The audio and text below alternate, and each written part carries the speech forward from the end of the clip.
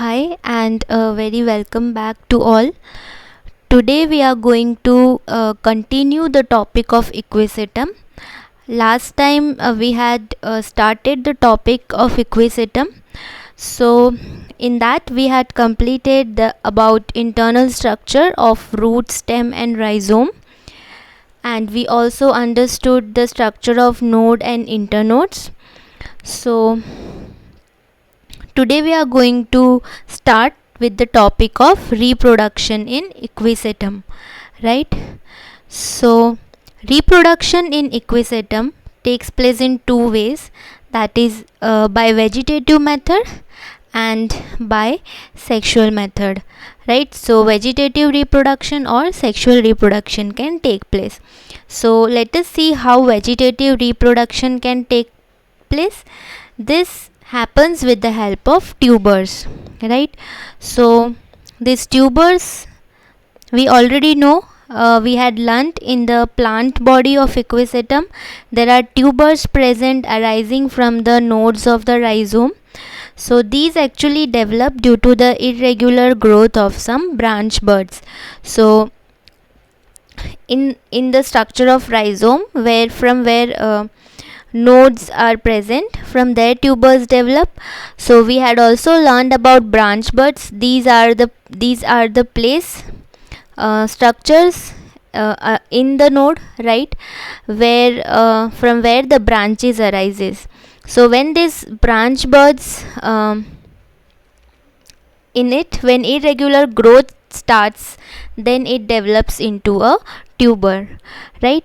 So now these tubers are it can be oval in shape, example in equisetum arvens, and these can also be pear shaped, example in equisetum talmatia. Now let us understand in very brief about the internal structure of tuber. So the central region of the tuber is covered with parenchymatous region, right? So it is rich in starch. Then after around the parenchymatous region there are 2 to 3 layers of sclerenchyma present. So this is the sclerenchymatous region, and this is for mechanical support. Apart from this, there are vascular bundles present.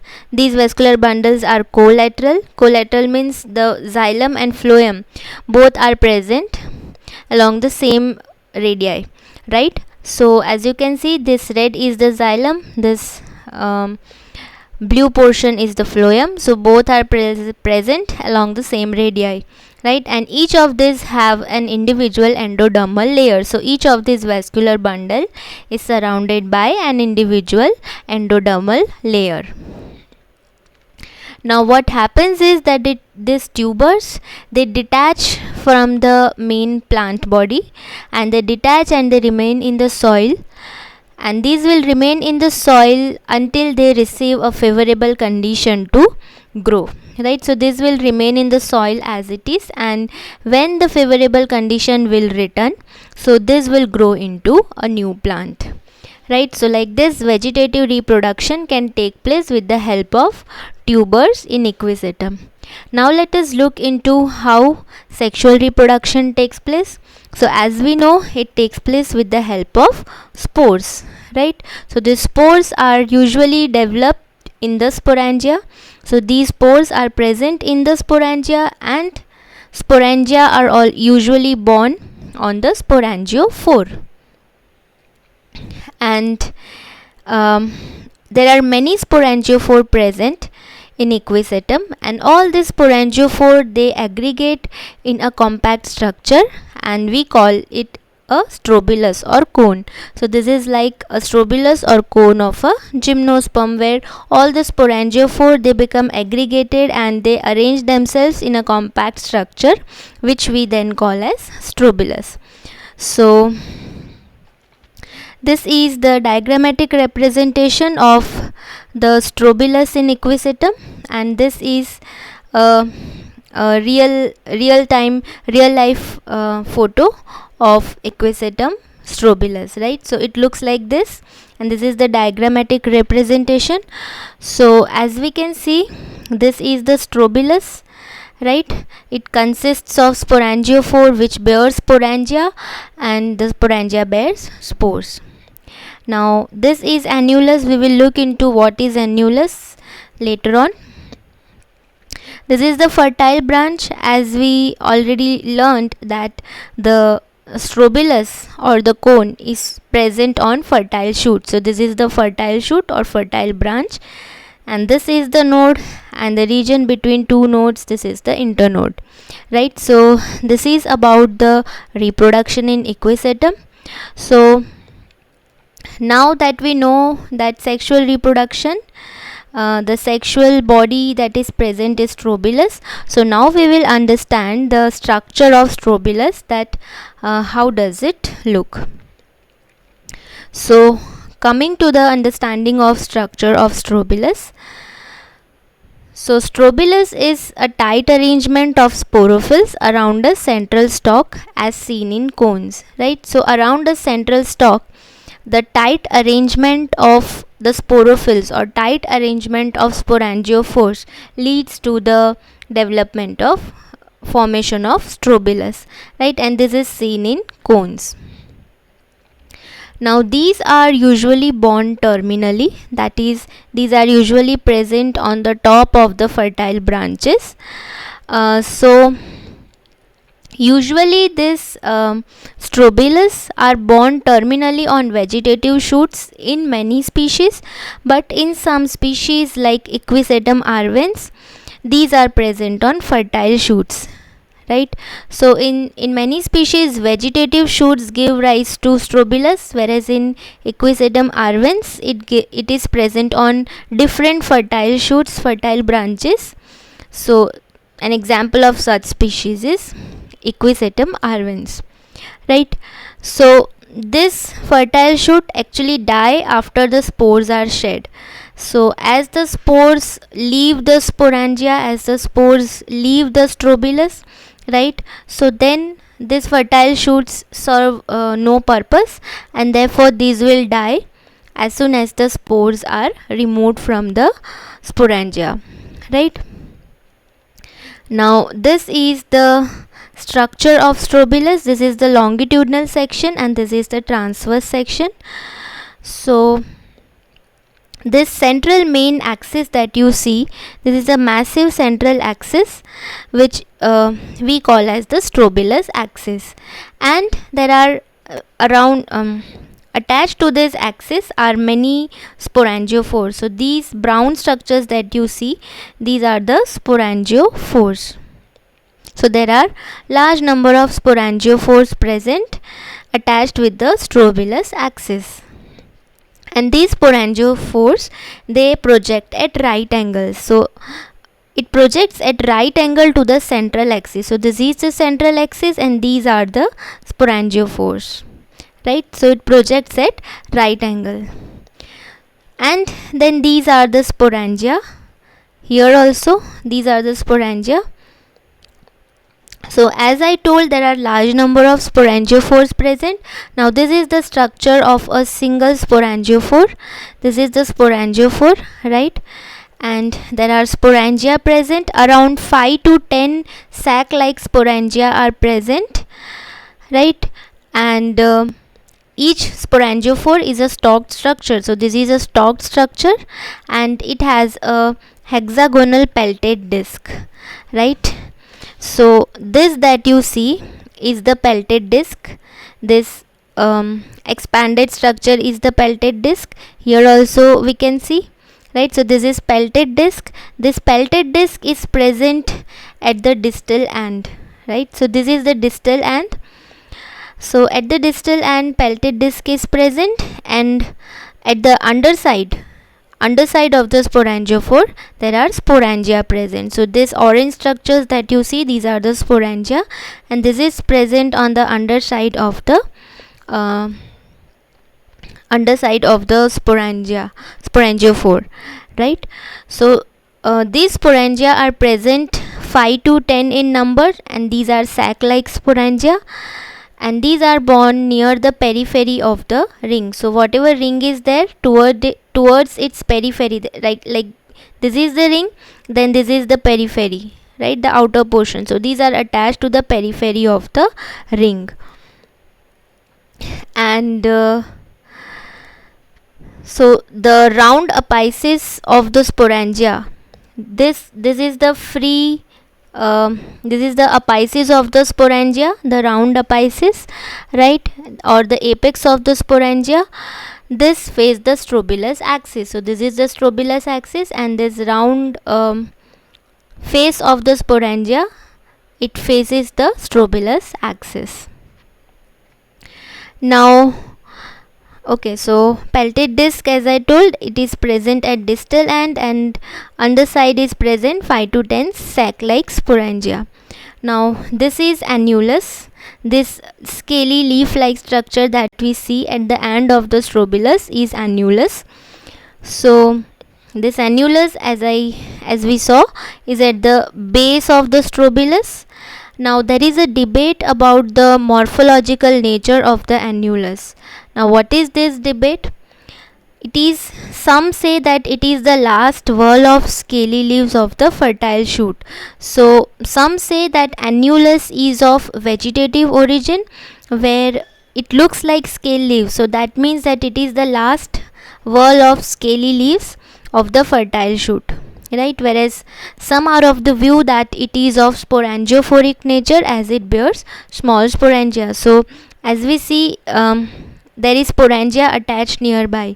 So some are of the view that it is reproductive in origin, sporangiophoric in nature, where it has a small sporangia sometimes attached to it, right. So there are two views. Some say that this is a vegetative structure, that is, it is a scaly leaf, and some say that it is sporangiophoric, a reproductive structure, a part of reproductive structure where it bears small sporangia, right.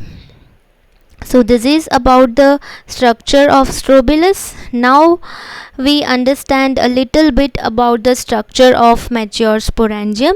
So this is the sporangiophore, which bears sac like sporangia. So if we consider one sporangia from it, like, right, so it looks like this. So these are sac like structure, it looks like a sac, and attached on the underside of the peltate disc. We already discussed that sporangia are attached on the underside of the peltate disc. Now the wall that a sporangium has is two layered. So in equisetum, the wall has the sporangium has two layered wall, and all the spores that are present inside are alike, which means that the spores are homosporous, right. So this means that all of the spores are of the same nature.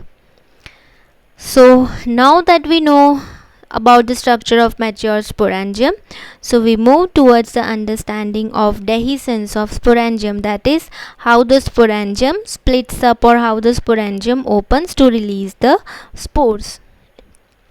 So as a sporangia matures, what will happen? That the strobilus will elongate. So a mature sporangium will elongate the strobilus, and this will lead to the separation of sporangiophore.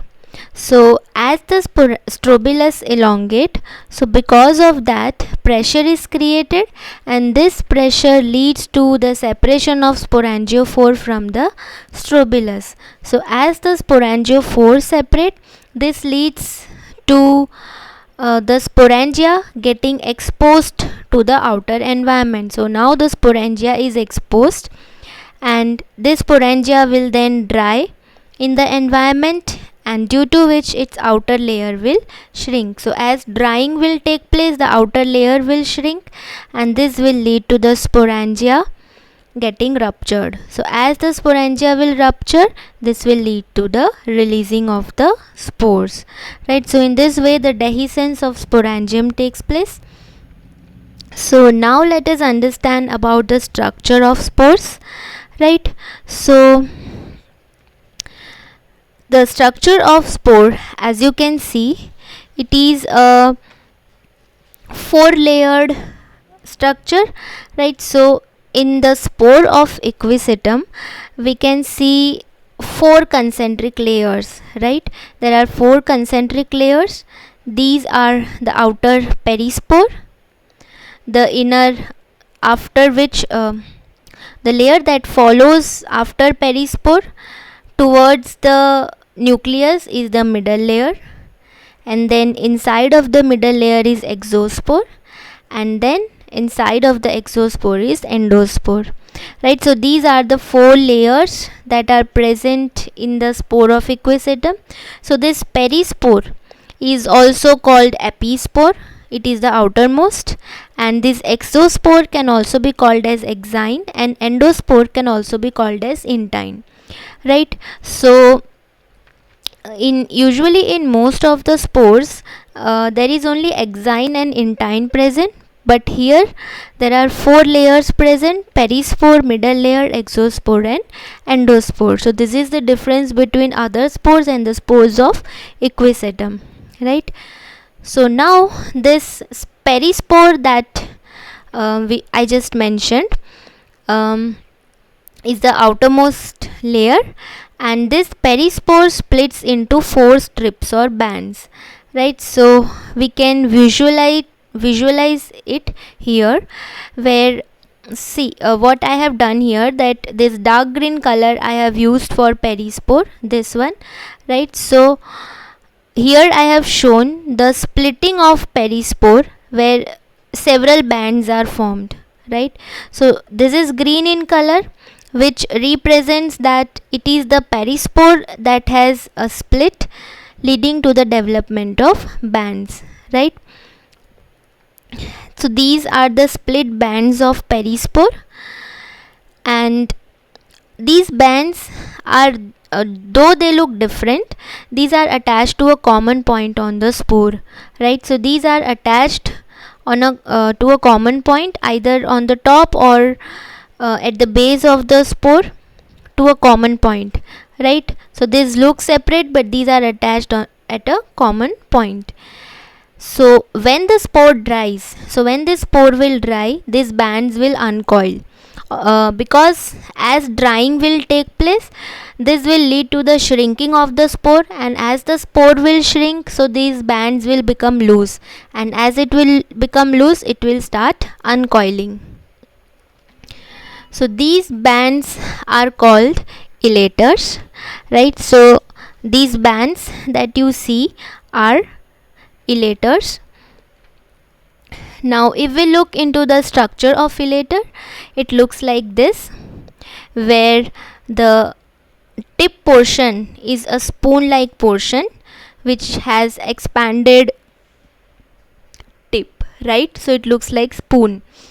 Now these elaters, as you can see, as the spore has dried, so these become loose and they start uncoiling, and these elaters are it has a spoon like tip, right? And these are hygroscopic in nature. So these elaters that are formed by splitting of perispore are hygroscopic in nature. So hygroscopic means something which responds to humidity or moisture or water, then it is called hygroscopic. So therefore this elater is hygroscopic, which means that it responds to change in humidity. So whenever humidity changes will take place, so this elater will respond accordingly. Now this diagram shows the spore with free elaters. As the spore has dried, the elaters have uncoiled and the elaters have become free. Now the functions of elaters that we can understand is, although a definite function is not known, but there are some functions that are assumed about the elaters is that it helps in dehiscence of sporangium by expanding and contracting. So these elaters, as they are surrounding the spore, so these keeps on expanding and contracting, and all of these spores are present in sporangia. So as it expands and contracts, so the sporangium will dehisce because the sporangium will be disturbed, and this will lead to the dehiscence of sporangium. Then they keep the spores entangled. So as we see here, these elaters are present tightly attached to the spore, so it keeps the spore entangled, that is at a place. And they act as a parachute. How that they act as a parachute is because they help the spores to float in water. So these spores, they sometimes, as they travel from one place to another, they move through air. So for that they need to float in air, and these elaters act as a parachute in that case, right? So this is about the structure of spore. Now we move into the understanding of how the spore germinates and what is the structure of a gametophyte. So the spore that we just saw, it will germinate shortly after shedding. So when the spores have left the sporangia and they are out in the environment, so these spores, they will germinate almost immediately after they are out. So they will germinate shortly. This will, as the spore will fall on a suitable substratum. Suitable substratum means on any surface that is suitable for the spore to sit. So the spore will reach there and germinate. So there, as it will germinate, the very first division that will be taking place would be asymmetrical. Asymmetrical means the division would not be of the same kind. So here we can see that the division is asymmetrical. So two cells will be formed. This one is the larger cell and the lower cell is the smaller cell. So this is called the larger cell and this is called the rhizoidal cell, right? So the larger cell will give rise to the prothallus, and the rhizoidal cell will give rise to very first rhizoid, and then later on all other rhizoids will be formed, right? So the prothallus is the one that is the gametophyte that will form the gametophyte, and the gametophyte is one that bears all the male and female gametes, right? So like this, asymmetrical division will take place, leading to the formation of prothallus and rhizoids. Now these spores, as I told, they germinate shortly, right? So this means that the spores are very short lived and they are viable only for a period of 1 to 48 hours. So they can live and they are viable only for 1 to 48 hours, and this is attributed to the high rate of respiration. So as the respiration rate is high, this leads to the short life and less viability of the spore. Now the shape and size of the prothallus varies, right? So this varies depending upon the prevailing condition. So what is the condition in which the spore is germinating? Depending upon that, the shape and size of the prothallus varies considerably. So first condition is when there is large number of spores and limited space. So as more number of spores will germinate and space will be limited, so there will be competition of nutrition.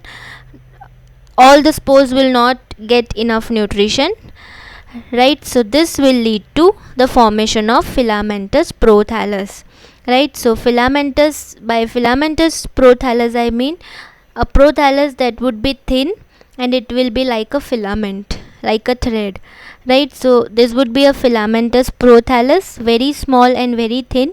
This is because of the large number of spores and limited space. Whereas the next condition is where there are less spores and enough space present. Obviously, if the spores germinating are less, then they would have enough space, right? So they would have enough nutrition. This will lead to the formation of thick cushion shaped prothallus. So then a cushion shaped prothallus will be formed because the condition for spores are good. So this will lead to a healthy prothallus, and here the condition are like not, they have a minimum things available, and therefore the prothallus that will be formed would be filamentous prothallus, right? So now we understand about the structure of the prothallus. So prothallus, this is the diagrammatic representation of prothallus. So the upper part, upper lobes of the prothallus, these are chlorophyllous, they contain chlorophyll. So these are the green aerial lobes. Then the lower part is colorless, this is the lower portion, right? So this green part actually gives rise to the plant body, the sporophyte, and this gives rise to rhizoids, therefore these are colorless. So the basal cell gives rise to rhizoids, which helps them in attachment of prothallus. So as we know, rhizoids help in attaching the prothallus to the substratum or to the surface. So there are also, as prothallus is a gametophyte, there are gametes present, both the male and female. So this is the antheridia, the male gamete, and this is the archegonia, which is the female gametes, right? And these are the rhizoids. Now this upper marginal cells of the prothallus, the upper marginal cells, whatever cells that are present in the margins, these are meristematic, right? So by meristematic we mean cells that have ability to divide and redivide, right? So these cells, the upper cells of these margins, these are meristematic. So when the marginal cells, they will have a uniform growth, that is, when growth will happen all over the margin in uniform way, then this will lead to the formation of a circular gametophyte. Whereas if the growth is active only at certain points, so for example growth is active only at this point, and for example the growth is active only at this point, so this means that a circular gametophyte will not be formed, because more growth will happen at certain points, and this will lead to the formation of a lobed gametophyte, right? So depending upon how is the growth, whether it is uniform or whether it is happening at only certain points, this will lead to the formation of circular gametophyte and lobed gametophyte. Now this prothallus is monoecious, right? So by monoecious we mean that both the antheridia and archegonia, that is male and female gametes, are present on the same prothallus. So this is antheridia, this is archegonia. But in some cases heterothallism is also observed, but this happens only in adverse conditions. So an example where we can observe heterothallism is in Equisetum debile, right? So what happens in Equisetum debile is when there are more number of spores germinating together, right? So they have less space, and this will lead to the formation of a very small prothalli, right? This already we understood in previous topic, that is in previous slide. So we saw that as there will be less space available, so a small prothalli will be formed, and as the prothalli will be small, it will only bear either antheridia or archegonia. So either any one of the gametes will be present, right? So this is heterothallism. But if very sparse spores are present, very less spores are present, and more space is available, so this will lead to the formation of a large prothallus, and this will bear both archegonia and antheridia. The archegonia will be formed first, and then the antheridia will be formed, but these will be present in the same prothallus, right? So this is monoecious, whereas this is heterothallism, right? And the gametophyte of Equisetum is rarely seen by naked eyes. There are two reasons that we can attribute to this, is that young gametophyte appear as filamentous algae or moss to the naked eyes, right? So this young gametophyte is actually very minute, very small, and this appears similar to any green algae or moss, and because there are many green plants and algae present around it, so the naked eyes cannot identify the gametophyte of Equisetum. And the another reason is that this young prothallus usually die as a result of drying. So this gametophyte, they dry quite early when they are young, and this happens because of drying. So because of these two reasons, we can rarely see the gametophyte of equisetum. So this is about the structure of prothallus. Now we understand about the sex organs, that is the gametes, right? So the sex organs, as we know, there are two sex organs, antheridia or the male gametes and archegonia or the female gametes. So this both the sex organs, they develop from prothallus meristematic cells, right? So as I had mentioned that the prothallus towards the margin have meristematic cell, and these meristematic cells give rise to antheridia and archegonia. So as we saw in the diagram of prothallus, that the antheridia are present at the top, right? So antheridia are present on the lobes of the upright branches, right? So it is present on the top towards the chlorophyllous part, and the archegonia are present in the basal cushion region. So as we saw, archegonia are present at the basal region, right? Now this structure that we see is a mature antheridium, right? So it is a very simple structure. The outer cells, the outer covering is called cover cell or opercular cell, and inside is present androcyte, right? So there are nucleus of androcytes present. Now this androcyte, they continuously keep on changing its shape to helicoids, right? So and later on it will metamorphose into antherozoids. So now these that you see are the antherozoids. First of all, there are androcyte cells present, and these metamorphose into helicoid antherozoids. So these are the antherozoids. So like this, many antherozoids are present inside the antheridium, and these antherozoids have numerous flagella. There are many flagella present, whereas the posterior part is little expanded, right? And these are spirally coiled. So this is about the structure of antheridium, and now we look into the structure of archegonium, right? So this is a mature archegonium. So it is like any other archegonium that we study in pteridophytes. So here there are neck cells present. This is the neck region, and this is the basal region where egg is present. So the cells that are surrounding the neck are called neck cells, and then there inside there is present neck canal cells. There are two neck canal cells, after which follows the venter canal cell, and then follows the egg cell, right?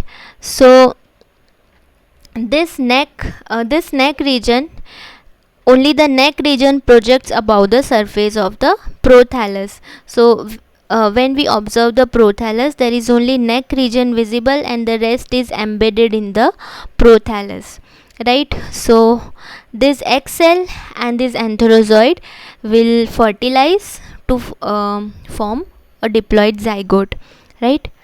So now we move towards the understanding of fertilization. So fertilization you can relate with the understanding of xylotum. In xylotum we had understood that the neck canal cells and venter canal cells, they first they will disintegrate, right? So all of these cells, they will disintegrate, they will be removed, and as disintegration take place, so what will happen, that these cells, these disintegrated cells, they will produce malic acid. Now this malic acid is something to which the antherozoids are attracted towards the archegonium. So as disintegration will take place, this disintegration will do two work. One is it will make a passage for the entry of antherozoids. The closed passage because of neck canal cell and venter canal cell will be removed, and this will lead to the entry of enterozoid. And another thing that it does is the production of malic acid. So as malic acid will be produced, more enterozoids will be attracted towards archegonium. Now there are many enterozoids that reach the archegonium, but only one out of many will swim and they will reach towards the egg and fuse with it, right? So many enterozoids will reach to enter the passage, but out of that only one will enter and fuse with the egg, and this will lead to the formation of a diploid zygote, right? So this zygote, which is diploid, is the mother cell of the next sporophytic generation. So zygote is the mother cell of the next sporophytic generation, and from the zygote embryo will be formed. This is a 4-celled embryo. Then from a 4-celled embryo, 8-celled embryo will be formed, and later on further divisions will take place, and this will lead to the formation of a sporophytic plant. So this that you see is the prothallus that will be formed, and from that new sporophytic plant body will start forming, right? So this is about fertilization, which leads to the formation of new sporophytic plant. Now we understand the life cycle of Equisetum. So as we know, it starts with a sporophytic plant body which is diploid, right? It has sporophyte, it has strobilus present in its structure. So this is the strobilus and this is the longitudinal section, right? Now this strobilus, they have, as I told, many sporangiophores. So this sporangiophore, we have just kept here one sporangiophore. So this sporangiophore has many sporangia, that is 5 to 10 sac-like sporangia are present. So these are the sporangia. This is also diploid, right?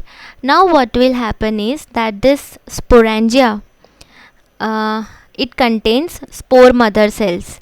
So spore mother cells are actually diploid, but that spore mother cells undergo through the process of meiosis, that is reduction division, and this will lead to the formation of a haploid spore.